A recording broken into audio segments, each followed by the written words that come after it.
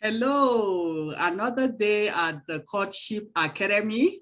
So today my guest is Alex JG or Alex Byanyiko. So I Byanyiko. guess he will tell us more about Byanyiko, himself. Beatrice But how I Byanyiko. first met Alex was on Facebook when I was talking about my book that I'm writing, Breaking Barriers. I wanted to know more about how to go about publishing and editing and all that. So by the time I went on his Facebook page, I saw that he mentioned about Abuja Writers Forum. So I left a comment for him, like how I could join and all that. So he replied, and then from there we started, we connected, and up to date, we've done different things together. So that's how I met Alex, and he's quite an interesting young man that has things going for him. But I think let him tell us a bit more. There may be something I've missed out. So if you can tell us a little bit more about yourself. Okay, even though I haven't heard most of the things that you said, the network is really fluctuating very badly. But I Okay. guess it was introduction that you did, but that's fine. I hope anyone that has joined must have heard the things that you said. Once again, my name is Alex Apesadu Byanyiko, broadcaster, filmmaker, and a writer, staying in New Karu, Nasarawa State, and currently on a contract appointment with Trust TV Abuja as a TV producer. I'm a lover of stories, and I like to share stories, personal, fiction, and all that with other people for the purpose of learning. Okay, that's very good. So at least we can know that today we may be hearing a little bit of stories in what you've got to tell us today. So the topic we're discussing today is how to avoid your parents' mistakes in marriage. So he's going to share with us and tell us the strategies that you can use, because you may have observed certain things in your own parents that you tell yourself that, oh, I don't want this type of thing in my own marriage. I had a lot of that too. Like I saw certain things, I would be like, I don't think I would want my own home to be like this. So how can you, what steps can you actually take to ensure that you don't repeat these same things? That is what Alex is going to discuss with us. So Alex, over to you.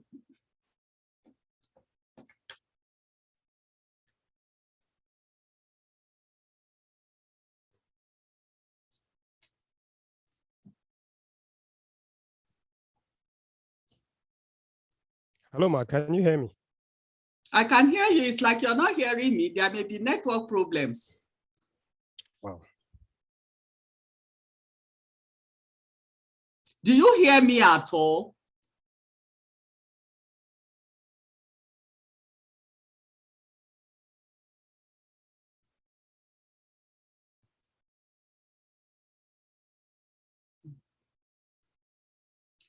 It's like we have lost him.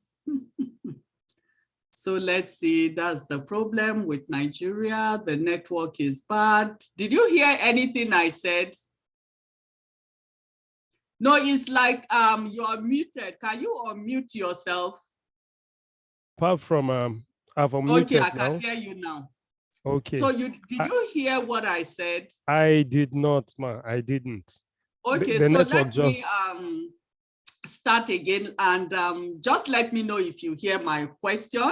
So okay, I was asking that the topic we're discussing today is how not to repeat your parents' mistakes in marriage. And I know that for me personally, I had issues, like things I observed in my own parents' home. I told myself that, oh, I don't want this type of thing in my own marriage. So, but you are here now to tell us what steps can you take for one to ensure that you don't repeat those same mistakes in your own marriage? Okay.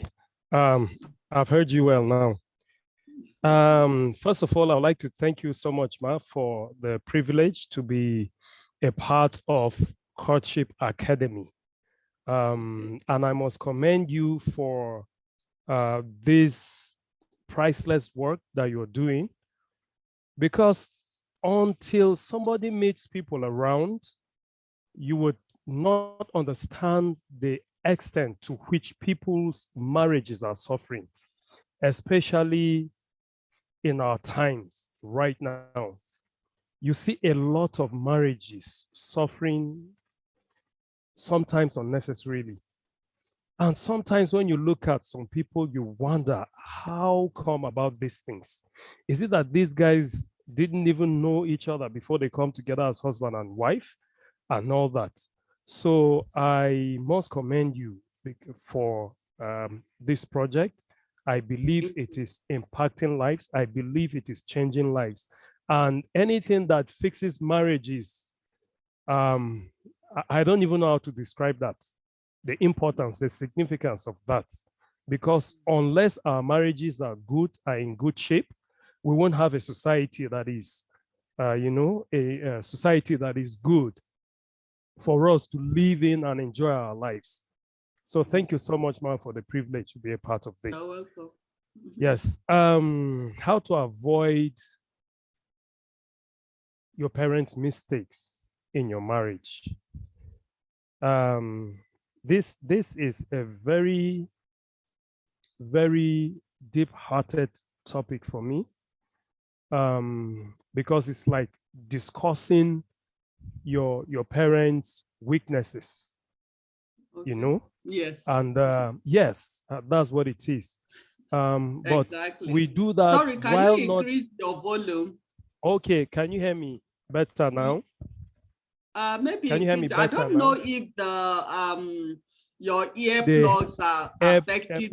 I don't know. Maybe try without the earplugs. Let's see. I don't know. Okay. Try without it and see. Yeah, it's better. Yes. Okay, but the challenge with this one is that I won't hear you too well. Speak out now. Let me see. All right. Can you hear me? Yes, I can hear you. I can manage this. Yes. So okay. This is better, right? Yes, it's better. Okay, ma. So it's the whole essence of this is so that we all can learn from it, because that's the essence of life. And I believe that every parent would be glad to see that his or her children, their children, are doing better than they did in their time, in terms of everything, whether be it in marriage, be it in career, be it spiritual, every aspect of life. Every parent would be glad to see that their children are doing better than they did. First off, I would like to discuss this more from the perspective of my dad. Growing up, the things that I observed from him, from my mother as husband and wife, and as a child growing up, I must say that it was a tough period for me growing up, because fortunately I grew up watching my mom and dad having, quarrels almost every single day. That's the kind of family I grew up in. Almost every single day, it was one quarrel after another, one issue after another. And one of the major causes of that, it's I think my father's lifestyle. As at that time, he used to drink, he used to smoke. So apart from that, he was a nice man. My dad was a very nice man, and he was very loving to all of us, including our mother.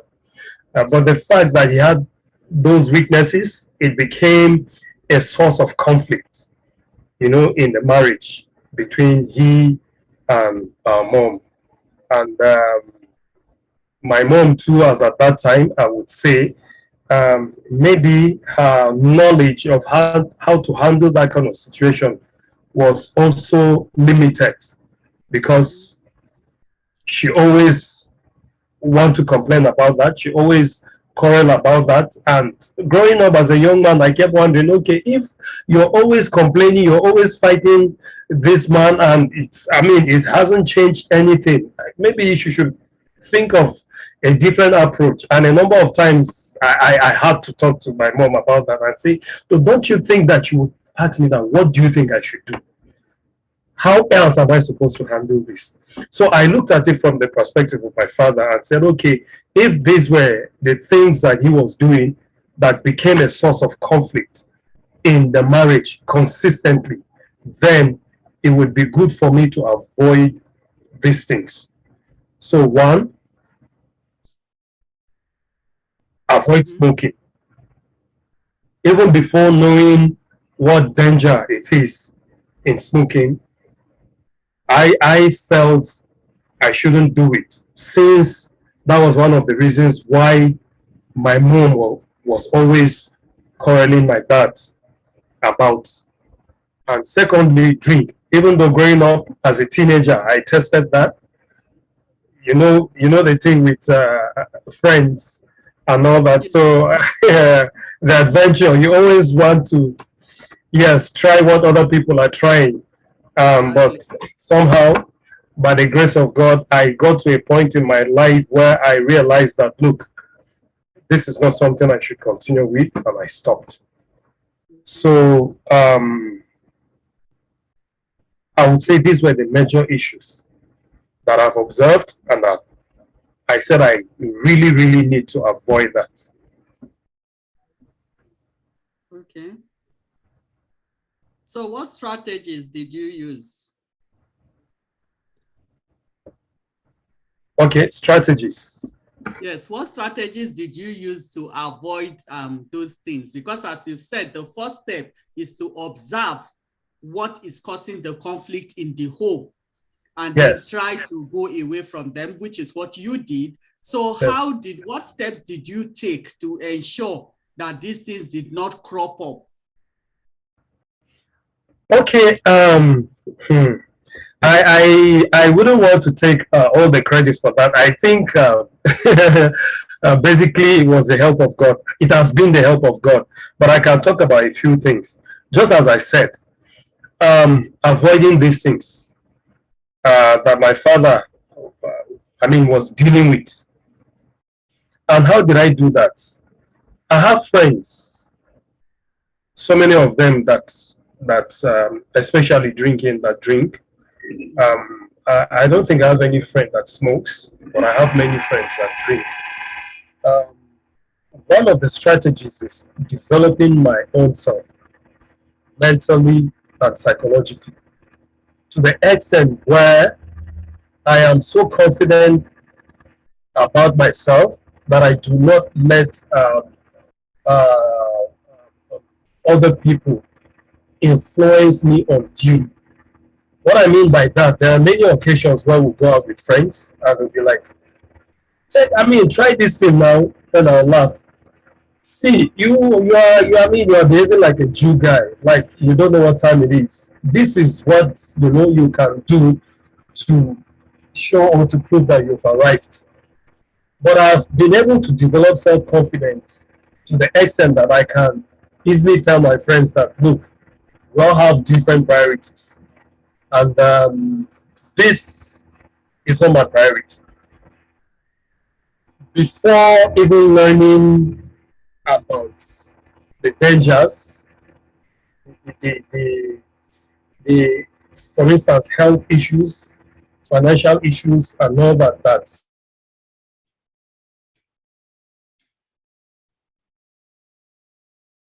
It's like we're having network issues. He has frozen. So let's hope he connects back. Hello. Hello, Alex. You are frozen. so it impacted negative mix with the family Yeah, to that me. place you got That's like, frozen at that point when you're talking of telling your friends, like having the self-confidence and telling them you won't participate in the drinking. We lost you there for a few okay, seconds. Yes. okay, It, okay. So maybe yes. I repeat, right? Yes. Okay, Just so go back a little bit with your friends, how you developed the confidence and told them that you were not participating in the drinking. okay, one of the things I did, I started reading very late in my life. I'm not among the guys that started reading right from when they were really young. I started reading, I think, at the age of 13 or so. That was about the time that I started developing interest in storytelling. So, um, by the grace of God, I got to read so many books about personal development, motivational books that helped me to cope with peer pressure as at the time that I was growing up. One of the books, for Can you instance, remember is any? Can you remember the title of any of the books? one of the books was a very famous book by Ben Carson. That's Gifted Hands, and Okay. that book helped me in learning about the fact that your background doesn't really matter um, in the long run Yes. about who you become in life. Yes. There was a time in my life that I was very clumsy, and when it comes to academic performance, I was doing very badly. I used to take a position 30 something out of 30 something students. So you know what that means. Maybe I'll come 30, 38 out of, 37 out of 39 students, pupils, and all that. So reading that book helped me realize the fact that, look, I this door. I can improve on my mental. Then he goes about, I also learned that if you read widely, you can become as competitive as any other person on earth. Sometimes it doesn't even matter the particular school that you've attended. You understand? So that helps me in building my self-esteem. That helped me in overcoming um, the some of the what do you call it inferiority complex that I picked up while growing up because of the constant crisis between my parents. That also helped me. So as I built that self-confidence, it became easier for me to tell my friends that, look, I don't have to do these things like you guys are doing. It doesn't stop us from becoming friends. I can be friends with you without doing all these things. In fact, I remember vividly when I started, the first things I wanted to do growing up was to become a rapper. So I had some of these guys that were in the same rap group together that were trying to persuade me to take marijuana and other drugs Yes. in order to be able to perform well on stage, and to do better as a musician. So but as God would have it, I was already exposed to some of those nuggets that helped me say that, look, I do not have to do these things to be the best that I can be. Yeah. So basically, I would say these were the strategies that I adopted, improving myself as a person, improving my intellect by studying, by reading as many books as possible, and then improving my self-confidence as a Okay. person to say that I do not have to be like anybody to be a human being and to be respected. Okay. These things Okay. helped. Okay, that's very interesting. And for those of us that, those of you, if you did not hear the book he talked about, is Gifted Hands. That's the book he mentioned by Ben Carson. I've read that book too, and it's very, very impactful. It may be a book that you will want to read and get. I really recommend that. It will help you. So are there any other strategies that you to use? Did you struggle when you were trying to change these things in your life? Did you struggle along the line? What are the kind of struggles you overcame? Well, I wouldn't say I struggle much because just as I said, I started drinking at some point in my life too. But maybe because I didn't really go deeply in it, I wasn't addicted. So it was easy for me to just call it quits. It wasn't a struggle for me. You understand? Okay. Okay, it's that aspect wasn't a struggle for me. And then the issue of friends. Um, I don't know. I'm not one that is given to having too many friends. I Okay. mix up easily. I get acquainted with people easily, and I'm very friendly. But I'm very picky when it comes to friends. Very, Okay. very picky. In the whole of my life, I don't have more than four friends. Okay. From childhood till date, Yes. not more than four friends. Okay. So I'm not one that is. I'm not in a hurry to impress anybody. You understand? Okay. So when I start hanging around with people and I see that their goals and mine are not the same, I quickly withdraw. And that thing has helped me a lot. Has helped me a lot. I've been with people that I started growing up. I mean, going out with as friends. And when it comes to issue of friendship and relationship, in fact, there was a time that one of my friends told me to my face. I would say acquaintance now. I won't say a friend.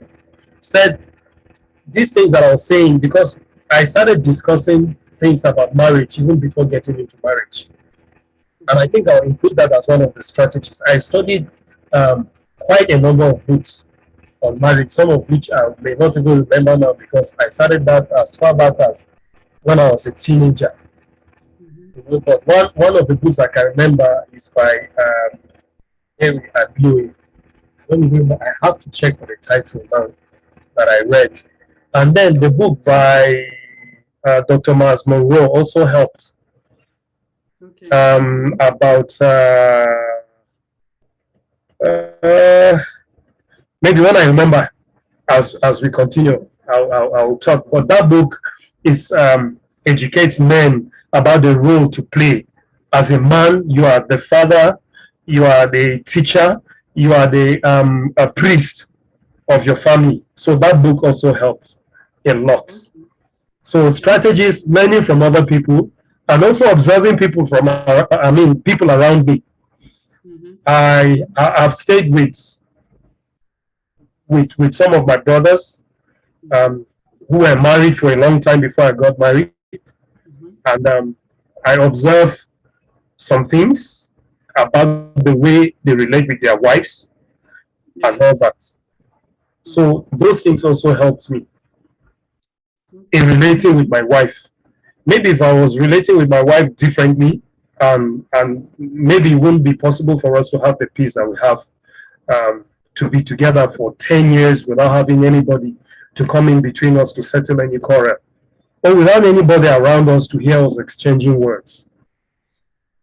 So you said one of the things about your father that you wanted to go away from is smoking and drinking. So Drinking, do you drink at all today or no? I stopped.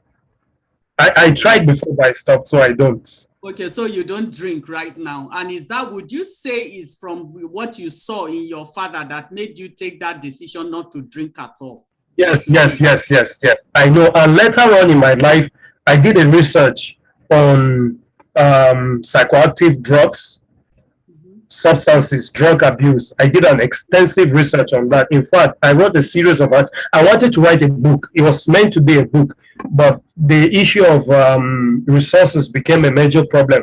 So I couldn't publish it as a book. So in 2020, I think I now say to myself that why keeping this material until forever? When will I get money to publish it as a book? So I started publishing it as a series of articles. About Okay. 10, I wrote about, I mean, I ended up publishing about 12 or 13 articles that address the issue of drug addiction from the stage of how you get into it, how it becomes a problem that you cannot stop, and all that. So Mm-hmm. that research also helped me to understand the challenges of drinking and then smoking much deeper than the results that I saw manifested, in the relationship between my father and my mother. Yes, because smoking and drinking are like they are addictions. Yes. Yes, ma. Yes. They are addictions. Yes. They are addictions, and they get to, if you meet somebody who is addicted, you know that it is a tall order for that person, to be able to call it quits. It's a very, very difficult situation to be in. So if there is anything, is to help educate people to ensure that they don't even get into it in the first place. Yes. If I had become addicted before realizing that this thing was a problem, maybe by now I still would have been struggling with it, because my father struggled with it all his life. Wow, he never overcame it. He did not. He did not. Oh, wow. Wow, that's interesting. Getting to know this. Are there other things you have observed in people that you find that these are mistakes parents make and people carry it into their own marriages? Have you observed some others apart from your own? Are there mistakes you have observed that people do take into their marriages? Yes, ma'am. A lot. Can you share a few with us? One is the issue of celebrating your spouse's weaknesses instead of strength.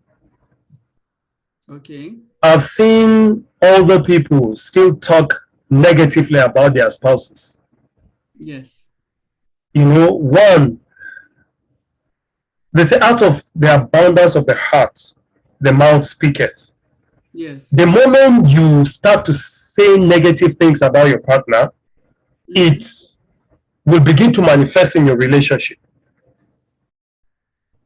I know a number of occasions that certain thoughts will come to my head that I have to consciously fight them.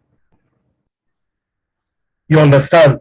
In order for them not to manifest between me and my wife. I've seen people talk negatively about their spouses. We are all human beings. We are not perfect. Yes. The fact that we are not perfect means that anybody can make mistake. So if your spouse makes a mistake, it shouldn't be something that you should celebrate in the presence of other people, sharing it with third parties. The moment you start to do that, those third parties may not even come and influence your marriage, as it were. They may not even have the opportunity to come. But because you discuss it with them, they may end up saying things there to you that you may begin to act on it, sometimes even unconsciously. Exactly. You hear people say that women are all the same. Yeah. You hear people say that, look, don't share your income. Don't tell your wife. Don't let your wife know how much money you make, maybe your salary or all that. The moment she knows how much you are earning, it becomes a problem between you two, because she wants to make sure that she squanders everything.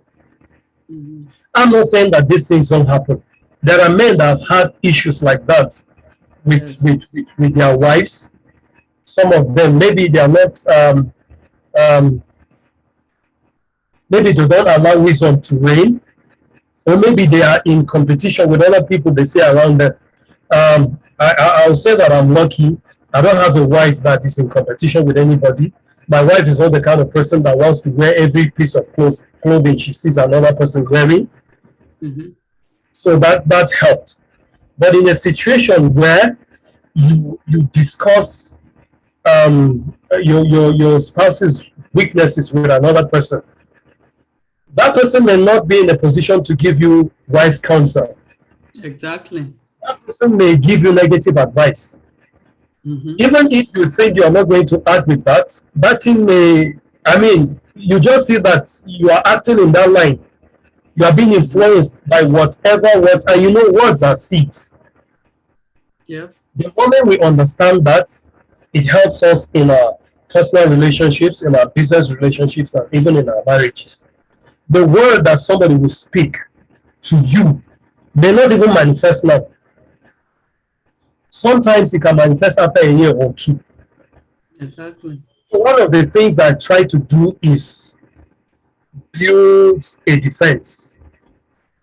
I don't let anybody tell me anything negative about women. I know that there are women with issues. I know that there are women with big issues. I've seen them. I've been with them. I have them as friends. I have them as colleagues, but I try to build that defense for myself. Because the moment I start to think about that, then I'll begin to see the weaknesses of women in my wife. That is a general thing.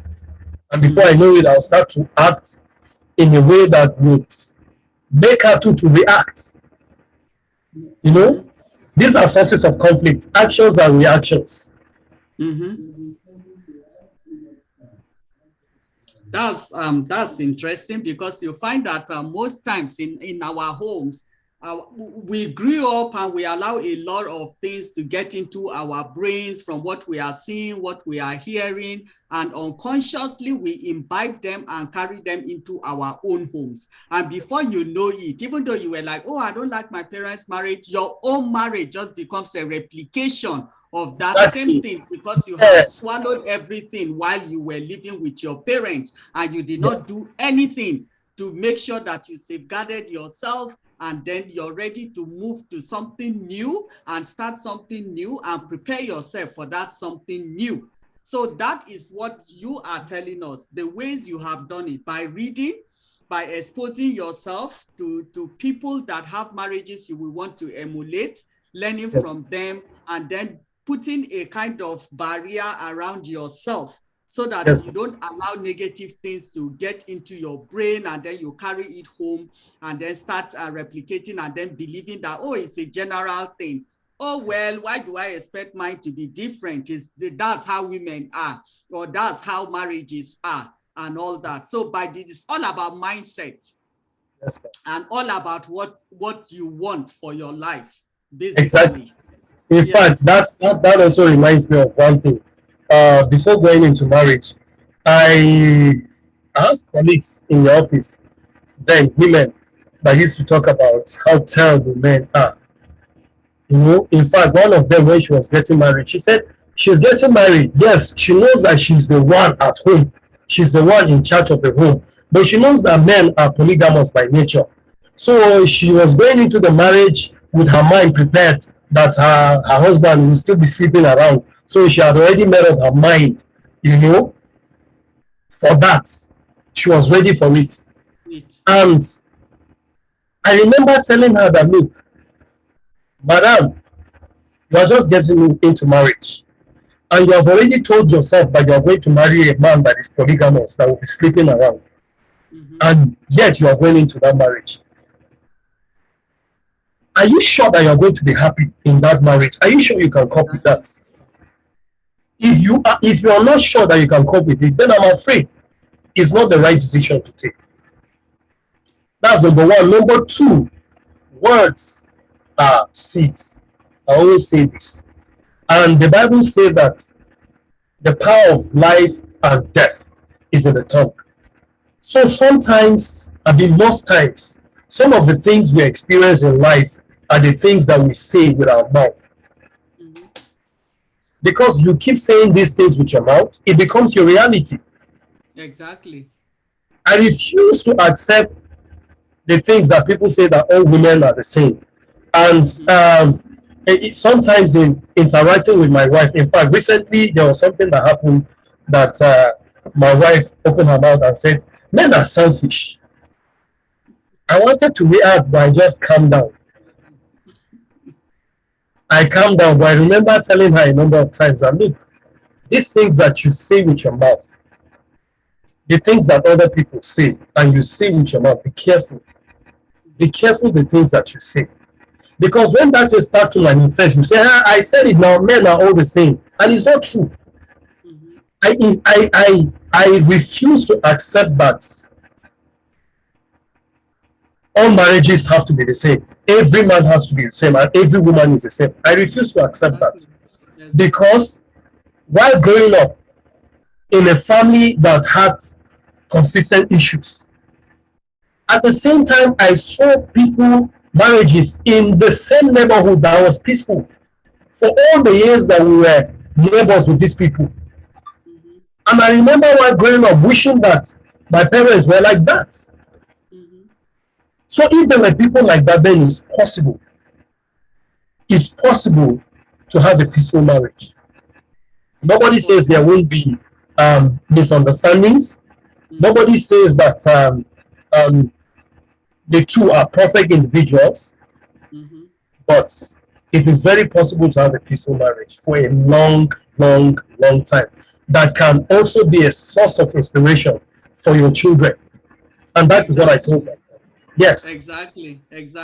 That's what I told myself. And for the 34 years I've been married, we continue, and my children aspire to have a marriage like mine, which is what we want to leave as a legacy for our own children. Exactly. To develop a marriage and model it in such a way that it inspires other people. But all that depends on you as a person. There's nobody that is coming to do it, and that is the steps that Alex is telling us about. Like, he saw what he didn't want in his own home, and he took steps to change that so that he can have the type of marriage he wants.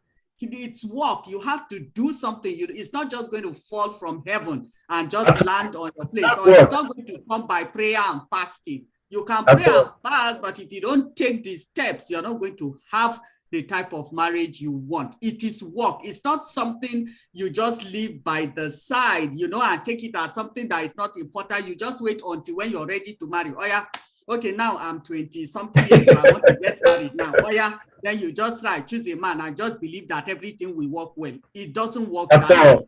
It is a process. It is something you have to take steps and strategize, which is what Courtship Academy is all about, to show you that these steps are the things you need to take to get the marriage that you want and the marriage that you deserve. So we are very happy to have had you. Alex, is there any last thing you want to tell us before we end, about this topic? Is there something in summary you want to tell us? Absolutely, ma'am. Just as I said in the course of discussion, it is possible to have a peaceful marriage. Yes. It is possible to have an inspiring marriage. Mm-hmm. And it's hard work. Just as you said, ma'am, it's not by prayer and fasting. Prayer and fasting, faith without work is zero. It's the Bible that says so.